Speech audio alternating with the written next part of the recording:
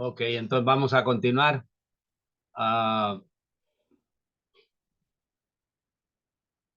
entonces, como dije, ¿por qué no fue? La costumbre era que el que tenía tesoro, ¿verdad?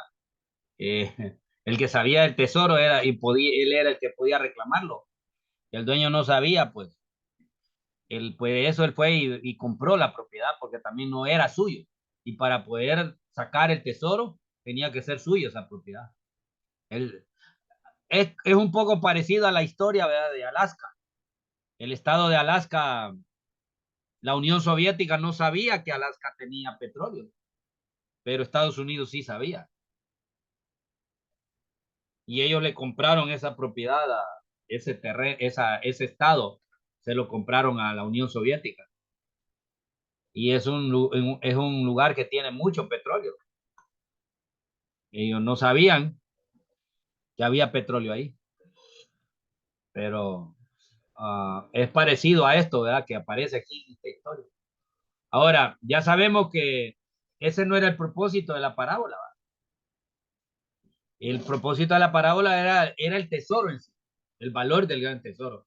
Y de que aquel estaba dispuesto a hacer todo por tener, de quedarse con ese tesoro. Este es lo más importante aquí en esta historia. No es que a que le robó, ¿verdad? El tesoro del otro. Era el propósito ese, ¿verdad? Por eso hay que entender un poco las costumbres para poder interpretar correctamente. Entonces, nosotros vamos a hacer lo mismo, sabiendo que alguien tiene algo y como aquel, ¿verdad? Que llega a una casa y encuentra dinero tirado en el piso y dice, no, el que lo encuentra es de él, ¿no? Pero si el dinero está en la casa ajena, es de aquella persona. Ahora en las leyes ahora ya entendemos eso, pero en ese tiempo no era así. Entonces hay que entender un poco el trasfondo también para poder darle una explicación correcta y poder dar una aplicación correcta también de la Biblia. Pues no podemos irnos solo con lo que creemos hoy en día, hay que entender las costumbres de ese tiempo. Ah, también en Mateo dice que el texto que los discípulos arrancaron espigas y ellos no conocían el dueño. Y entonces, ¿será que es lícito comer de lo ajeno? No era una especie de hurto. Aquí viene la ley, en la ley judía se permitía al caminante o al forastero hambriento coger del grano para comerlo, aunque a él no se le permitía cosecharlo.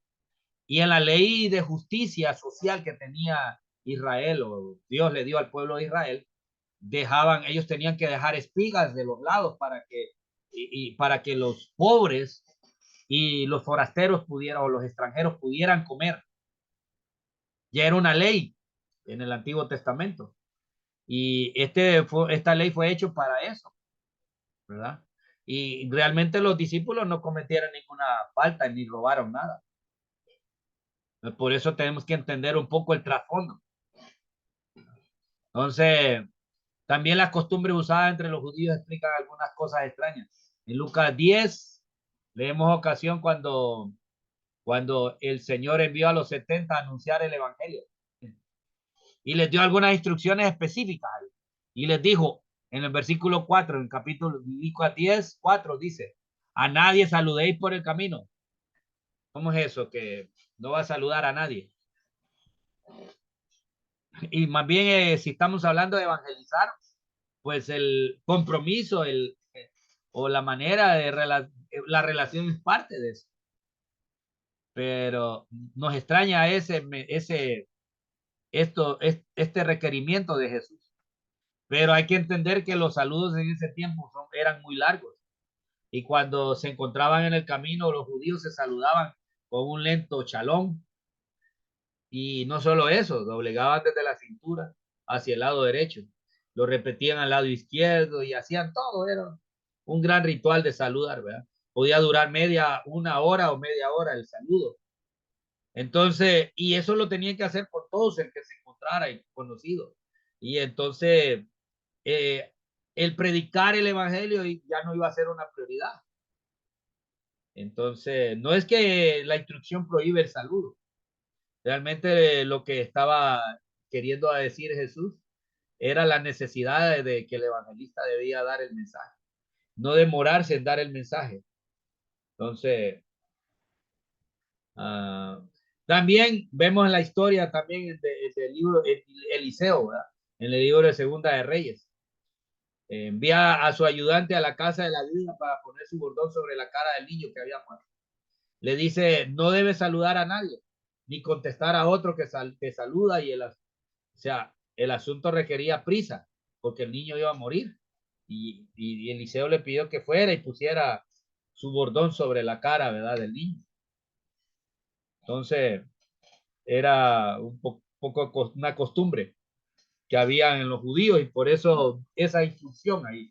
También otro caso raro de una costumbre rara ahí de los judíos en Mateo 8:21. O sea, cuando Jesús está llamando a sus discípulos y hay un discípulo que le pone había uno que quería posponer su obediencia al llamamiento y le ofreció una disculpa justa, podríamos decir, Señor, permíteme que vaya primero y entierre a mi padre. Pero el Señor le dijo, sígueme, deja que los muertos entierren a sus muertos. No es que está diciendo que los muertos, no te debes de preocupar por tu familia. No es que está diciendo eso. Primero está hablando de los muertos espiritualmente, que ellos debían de cumplir su deber con los familiares y sociales. Pero, ¿por qué Jesús no le dice, no lo vaya a enterrar ahorita? No es que ya había muerto. Es esa expresión, enterrar al padre. No es que estaba refiriéndose a sepultar a un cadáver, sino que él decía, no, mejor voy a seguirte hasta que mis padres mueran. Como hay personas que usan como excusa que sus padres quieren atender a sus padres y pasar tiempo con sus padres hasta que ellos mueran, pues ellos van a buscar de Dios. Entonces, el seguir a Jesús no requiere de no poner excusas. Y este hombre estaba aplazando la obediencia al Señor hasta que cumpliera su imaginada obligación, porque no es que su padre ya estaba muriendo, no estaba muerto. Y Jesús tenía falta de sensibilidad, ¿verdad? Porque en vez de permitirle que vaya a enterrar a su papá y le dije, ven, sígueme, no. Estaba refiriendo a la costumbre que el hijo debía velar por sus padres. Y él dice, no, mejor déjame primero que vele por mis padres. Y por eso, como estudiantes, debemos de entender un poco estas costumbres hebreas antiguas y y muchas circunstancias de estas que pueden afectar cuando interpretamos la Biblia. Entonces, un poco acerca de esto, ¿verdad? Mira ahí en Génesis 19:3 dice, Abraham coció panes sin levadura para sus visitantes angélicos. ¿Por qué preparó pan sin levadura? ¿Sería que acaso los ángeles requerían para que no tuviera el símbolo de maldad? Más adelante entendemos que esto era el símbolo del pacto de Jesús, ¿verdad? De lo que iba a venir en el tiempo de la Pascua, con el pan sin levadura. Entonces, más que todo, esa es una referencia. También cuando Abraham compró la cueva de Macpela a Efrón, a los hititas, a los heteos, perdón. Dice que pesó 400 ciclos de plata de buena ley entre mercaderes. ¿Por qué dice que pesó ciclos de plata en lugar de contarlos? No existían monedas en ese tiempo. Entonces, solo cuando le habló de 400 ciclos de plata, que era el precio de la heredad, entonces Abraham tuvo que pesarlas para llegar a esos 400 ciclos. Vemos un poco de que llegan a un acuerdo, aunque después la Biblia nos dice que Abraham fue forastero, ¿verdad? De hecho, no tenía un lugar a donde morar Abraham. Anduvo forastero en la tierra esperando la promesa del lugar perfecto, del lugar prometido.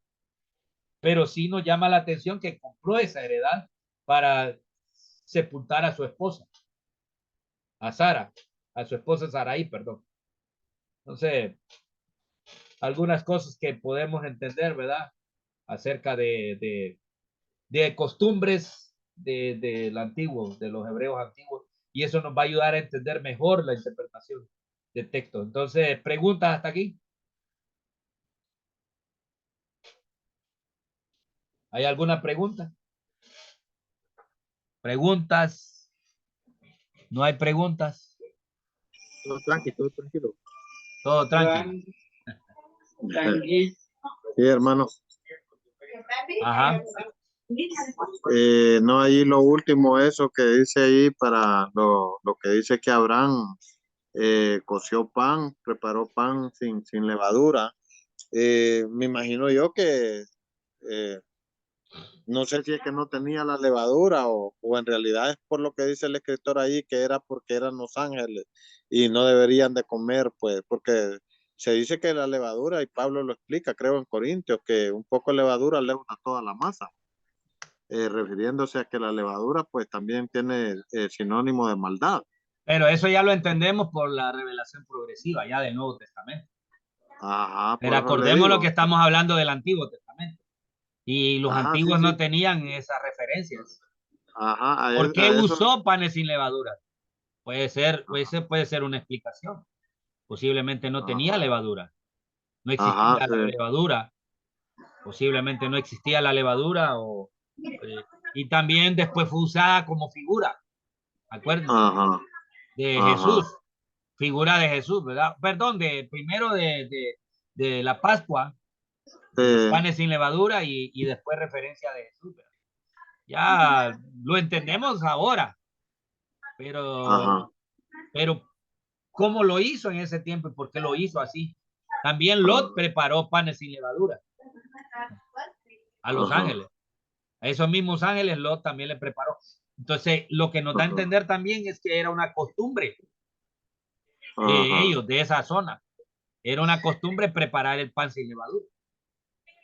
ya, Después se le dio la implicación de pecado, de algo que contamina, pero eso ya es en el Nuevo Testamento, donde ya hay una ajá. aplicación. Sí. Entonces, Bueno, así es la situación, ¿verdad? Entonces, ajá. hermanos, si no hay algo otra pregunta, vamos a continuar con la última parte. Como dije, este es el final, hoy es el final de la clase, ¿verdad? De esta primera parte de la clase. Entonces, la siguiente semana vamos a tener examen. En la siguiente semana vamos a tener examen, entonces no va a haber clase, solo va a haber examen. Porque ya la segunda parte de esta lección la vamos a empezar a ver a partir de enero. Perdón, de inicio de febrero, cuando empiece nuestro año ya. Entonces vamos a ponernos de acuerdo cuando podemos iniciar y vamos a iniciar ya con la otra parte de este material, ¿verdad? Que este está en dos partes. Entonces ahorita estamos viendo la primera parte, después vamos a ver la segunda parte ya el otro año. Entonces ahorita vamos a continuar con la lección entonces, con la parte número 10. Hermano, el examen viene de dónde? De qué? Desde el 1 De al 10, las, del 1 al 11, ajá, de de todo el toda la material que lección. mandamos, ¿sí? De todo el material que se mandó. Ah, ok. Y el material se mandó desde la 1 a la 11.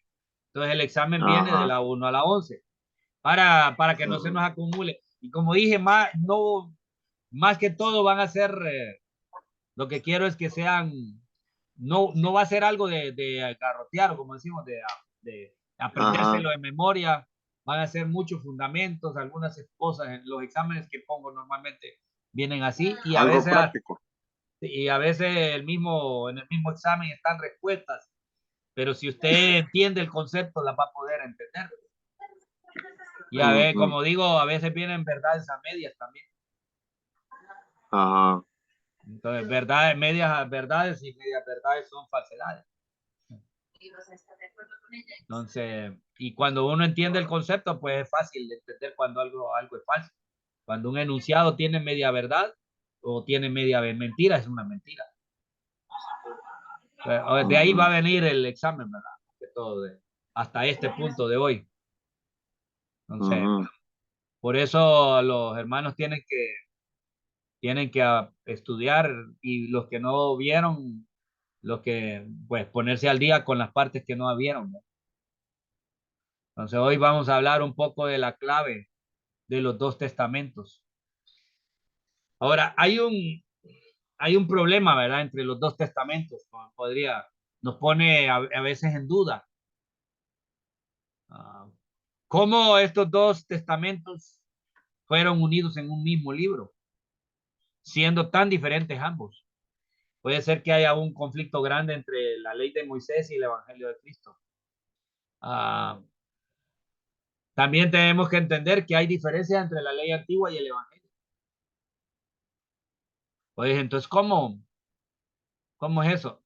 Un cristiano mexicano le preguntó una vez al escritor de este libro si ayunaba como parte si ayunaba como parte de la religión de él. Y él le dijo que no consideraba el ayuno como una obligación cristiana. Y él le respondió, yo ayuno 3 veces a la semana, cuanto menos. Entonces él le pidió las razones por el cual él hacía eso.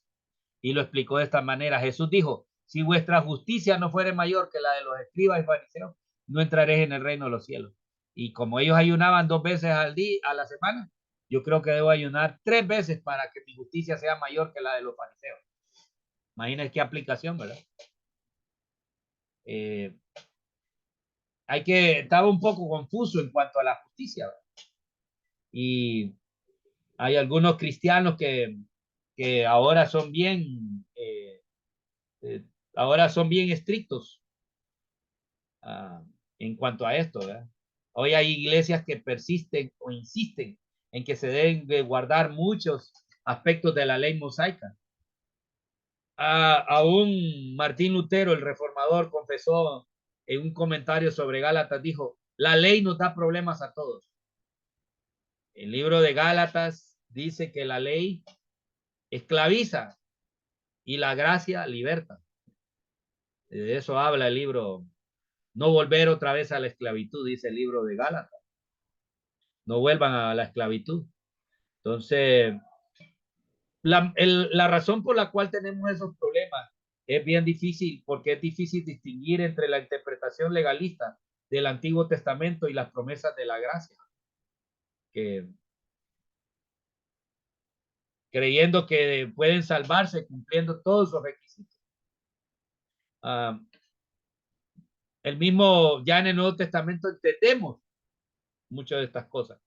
Ya sabemos que la parte principal de la ley era provisión del perdón de pecados. Ese era el principal objetivo, buscar el perdón de los pecados. Desde el principio, siempre Dios buscó el perdón del pecador, buscó la redención del pecador.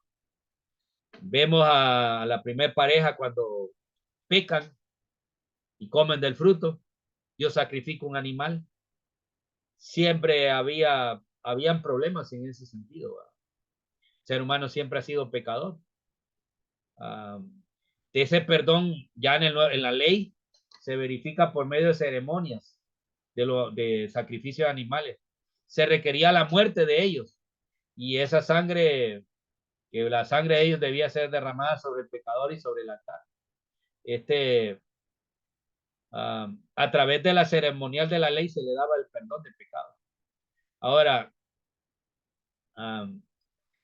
ya sabemos que todos estos sacrificios y todo el ceremonial se había preparado por Dios para exhibir ese plan del evangelio, porque cuando Juan el Bautista ve a Jesús, dice, he aquí el Cordero de Dios que quita el pecado del mundo. Ya sabemos que toda esa ceremonia, la sangre de aquellos sacrificios, era típica o simbólica, profética de la sangre de Jesús, como dice el Cordero de Dios que quita el pecado del mundo. Todo esto, toda esa ceremonial del Antiguo Testamento llevaban a la culminación de Jesús. Jesús es el cumplimiento de toda esa ceremonia. Jesús es el Cordero de Dios que quita el pecado del mundo. David comprendió un poco, en parte, a pesar de todos sus problemas y todo, comprendió un poco, que entendió el plan divino de la salvación, que el plan divino de la salvación dependía del perdón del pecado, como dice Salmos 32. Bienaventurado aquel cuya transgresión ha sido perdonado y cubierto su pecado. Bienaventurado el hombre a quien Jehová no inculpa de iniquidad. Ya David comprendió que el propósito, ¿verdad?, de todo era el perdón del pecado y que el hombre necesitaba el perdón del pecado. Y por eso hace una referencia a esto en Romanos capítulo 4. Es una referencia a esto.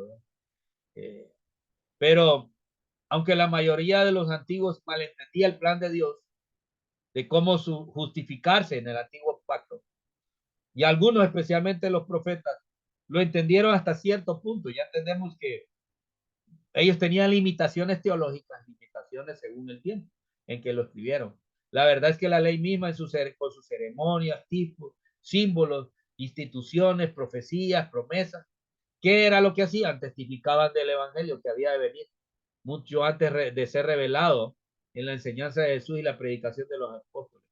Entonces, con la venida de Jesús y el evangelio y ya traspasado a través de los apóstoles, enseñándolo, ¿verdad? Vemos un fin del antiguo pacto. Por eso el texto del Nuevo Testamento se llama Nuevo Testamento, que significa nuevo pacto. Ahora, Jesús nos enseñó realmente cómo se debía observar correctamente la ley, espiritualmente, pero también intimaba con ese sistema de Moisés, que había, cómo había su aplicación, ¿verdad? De ese sistema mosaico ya en su vida misma.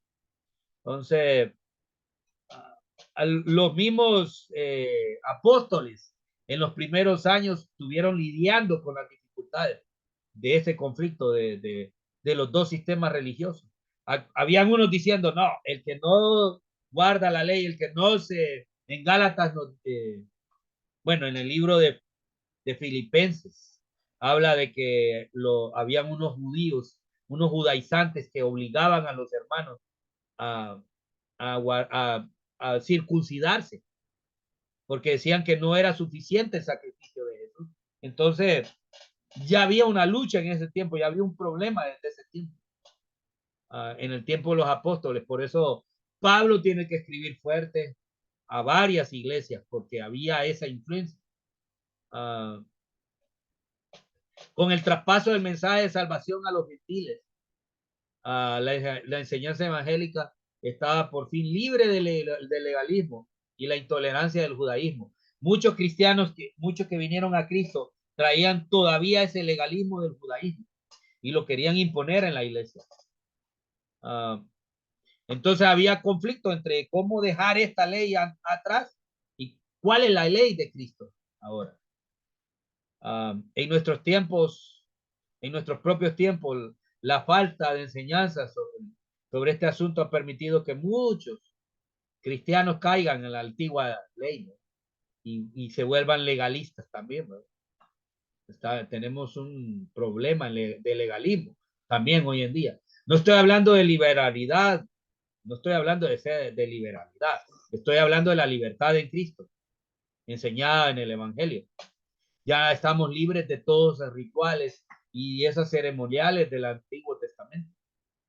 No estamos obligados, ahora estamos obligados a la ley de Cristo, aunque la ley de Cristo va más allá de la ley de Moisés. Entonces, porque la ley de Moisés condenaba el pecado y Jesús iba al origen del pecado, que es dentro del ser humano, en el corazón del ser humano. Entonces, ahí nacen todos los problemas. Entonces, el intérprete bíblico y predicador del evangelio debe esforzarse entonces a entender la imperfección y la naturaleza temporal de la ley. La ley tenía un propósito, iba a ser temporal. Así como la diferencia de la ley interpretada con legalismo. Y esas promesas que hallaron en el evangelio los antiguos creyentes. Había un conflicto ya en la iglesia primitiva. Entonces, el antiguo pacto tiene su lenguaje característico. La salvación era ofrecida como premio por ciertas obras. Cuando usted ponía su fe en esas obras, entonces era salvo por esas obras. Y esto se daba al hecho de la doctrina de la justificación por la fe, porque no se había revelado esta doctrina o la doctrina de la justificación por la fe. Al hecho de que las obras son buenas, aceptables delante de Dios, pero son el fruto de la fe. Y no es la base de la justificación, las obras no son la base. Hacemos buenas obras porque hay fe, son el resultado de la fe. Y ese era lo que quería, hace el énfasis ya para la iglesia cristiana en el Nuevo Testamento. Pero también nos podemos ir al otro extremo. ¿Cuál es el otro extremo? Decir que ya no hay que hacer buenas obras. Porque no, eso ya no son necesarias, ya puedo vivir como yo quiero.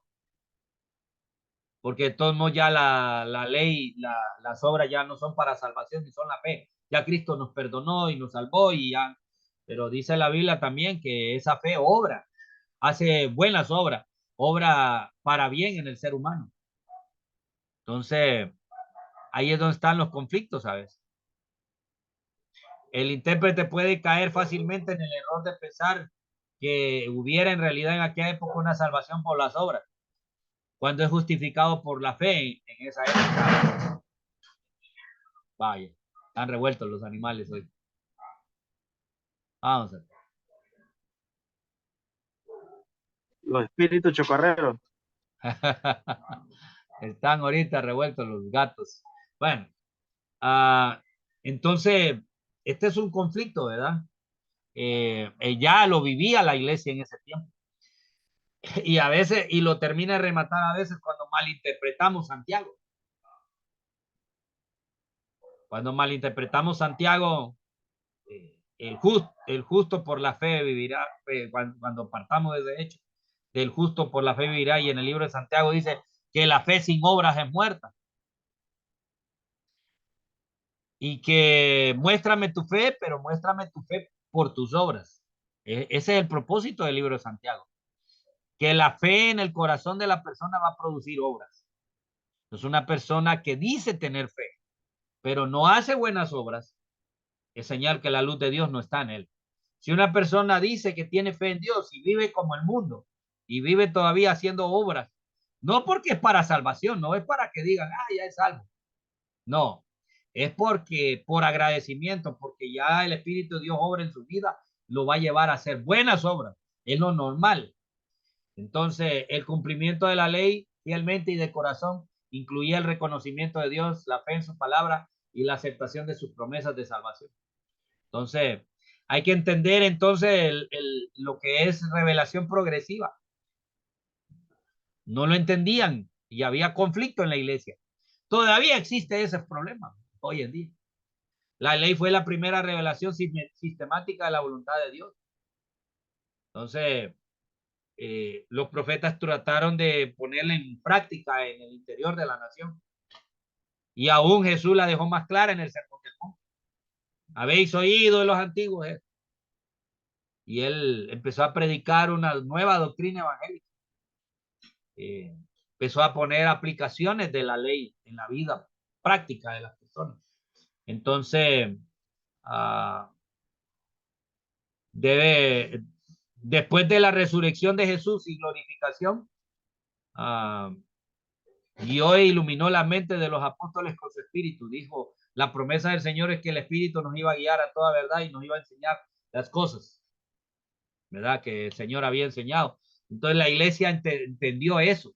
Después de muchas de estas cosas fueron entendidas por los discípulos después, ¿verdad? De la glorificación de Jesús. Entonces en las epístolas encontramos más explicación del evangelio junto con las obligaciones cristianas definidas.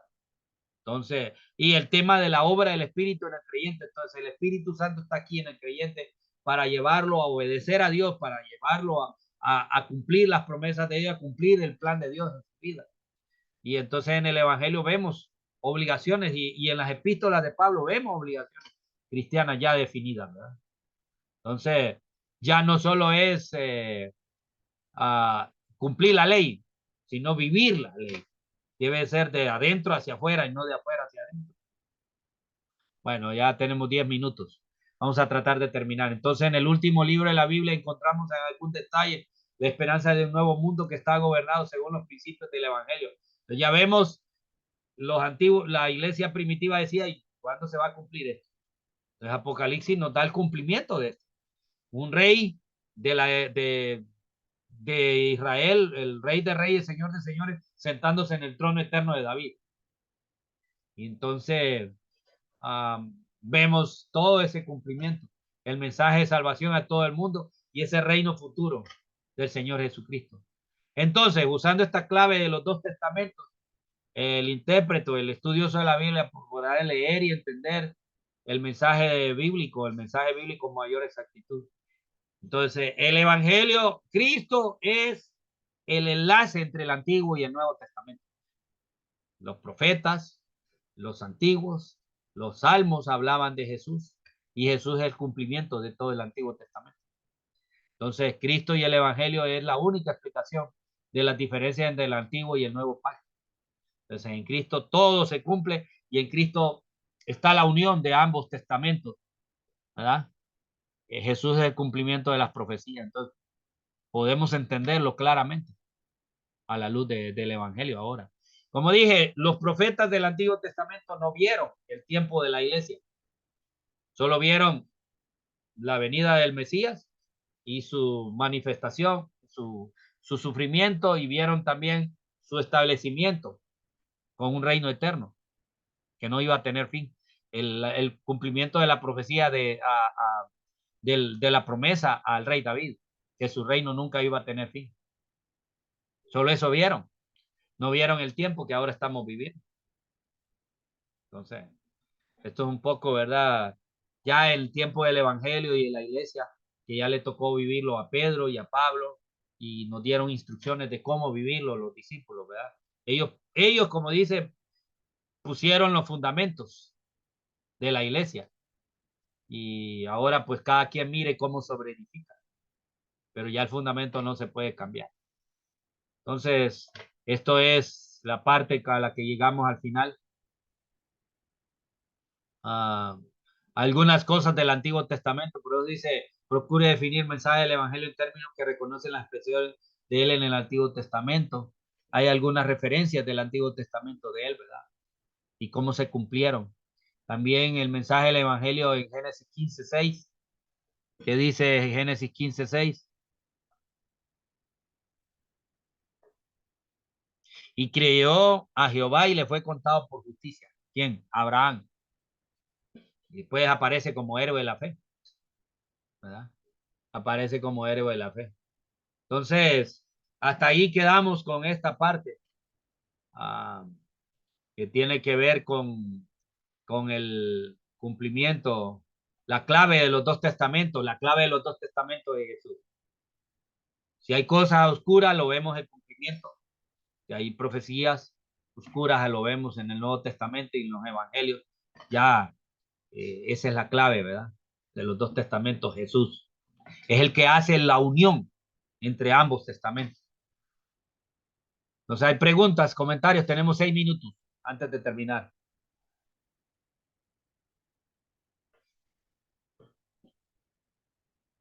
¿No hay nada? ¿Está clarito como el agua del río Chamalecón?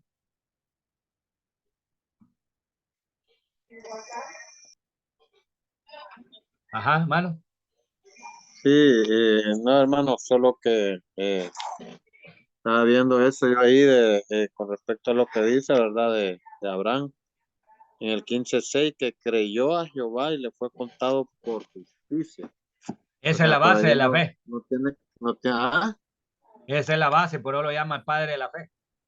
sí, es correcto, pero estamos hablando también, ¿verdad? Que de la ley, ¿verdad? La ley y la justicia, que al final, pues, la ley estaba dada, pero ya en el Nuevo Testamento, pues ya solo es por pura fe, ¿va? Porque Efesios 2:8 dice que por gracia soy salvo, por medio de la fe, ya en el Nuevo Testamento. Sí. Ya la salvación es por pura fe. Bueno, ya sabemos cuál es la implicación de la palabra fe, ¿va? Porque existe fe, la gente tiene fe, pero esa fe es suficiente para salvar. Ahí donde viene la aplicación de la palabra fe. En el Ajá, caso de Abraham, pues él no conocía nada, no tenía las palabras ajá, escritas. Entonces, pues no sabía nada, él solo creyó en Dios. Dios así le dijo, es. sal de tu tierra y tu parentela y creyó en Dios. Y eso le fue contado por justicia, por eso fue uno de O los sea, baluartes. por eso es una fe genuina, va sin saber, como dicen, a lo desconocido. Esa es la fe. Yo Eh, no poniendo dudas y no poniéndole pero, ujú, no ujú, poniendo objeciones humanas, como lo hace el ser ajá, humano hoy en día. Pone la ciencia, pone la eh, sabiduría humana para pues, darle ajá, explicación a las cosas. Y ajá, entonces hace a bien, un lado la fe, porque quiere una aplicación y quiere una aplicación humana. ajá, bien, está bien, hermano. Gracias. Mano César, nada, ninguna pregunta o comentario. Entonces, hermano César, despídanos en oración. Oramos. Vaya, oremos. Señor, te damos gracias en esta noche por esta Pues, clase. Gracias por la vida de nuestro hermano Denny, que ha compartido, Señor, el tiempo que está dedicando.